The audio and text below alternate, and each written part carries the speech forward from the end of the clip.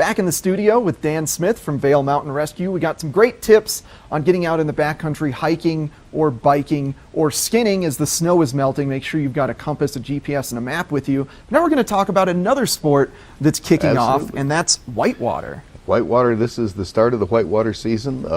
If you really want to watch how it's done, come to the Steep Creek Challenge and the GoPro Games on the Thursday of that week. And you watch people go through really ugly water really fast. Yeah, those are intense. This is what you need to have with you in our world when you're within 10 feet of the water. You need to have a helmet. Of course. Our rivers are not sand, they're rock.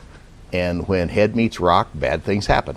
Helmets prevent the bad things from happening, not the head from meeting the rock. Yeah. A throw bag, which is the orange bag there. If you're on the bank and somebody's in the water, that's how you get them out. You don't go in after them, but you toss the throw the rope out to them, and then you don't actually pull them in. You let the current do it. Okay. You belay it around your waist or around a tree is nice. It's a fast, really fast river, and the current of the river just does this. Swings pulls them right to the bank. You don't have. It doesn't require a lot of muscle. Weight's good. Big people do better with throw bags than little people. This it's a really unique knife. Yeah, well, it's unique because it has no point. Yeah. And that's good because points make holes in rafts.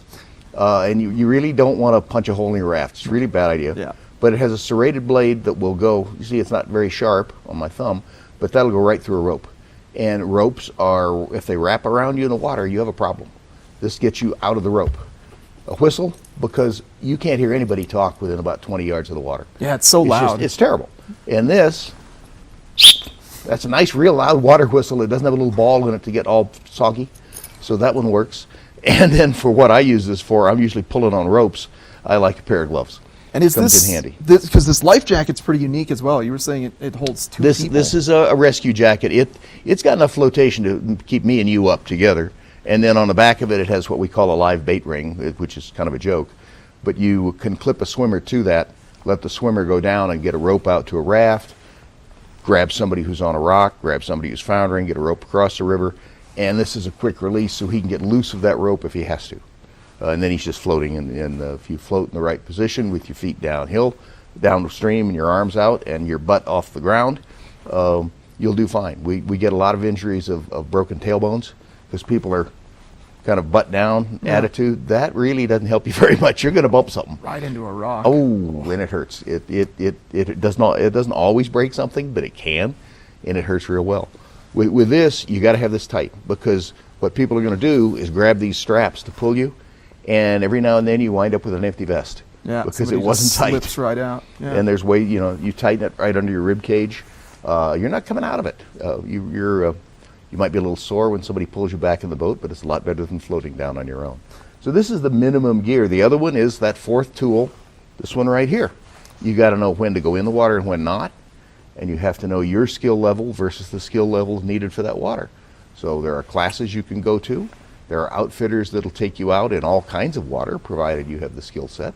That's the way to go until you get very good at this. This can get very tough if you don't have the skills. Get the skills. Yeah, and then the conditions will be changing quickly as that snow melts. Instantaneously. Yeah. The water in a day can go up 2 feet, real easy. Well, thank you so much for coming on, Dan. I appreciate it, showing off the blunted knife. That's probably one of the best tips for rafting. Don't have a pointy knife no if pointy you're getting knives on the river and going rafting.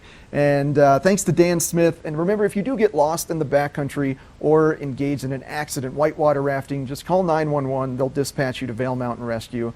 It is a free service, but just make sure to use your head while you're out in the backcountry. And coming up next, we've got more Good Morning Vail.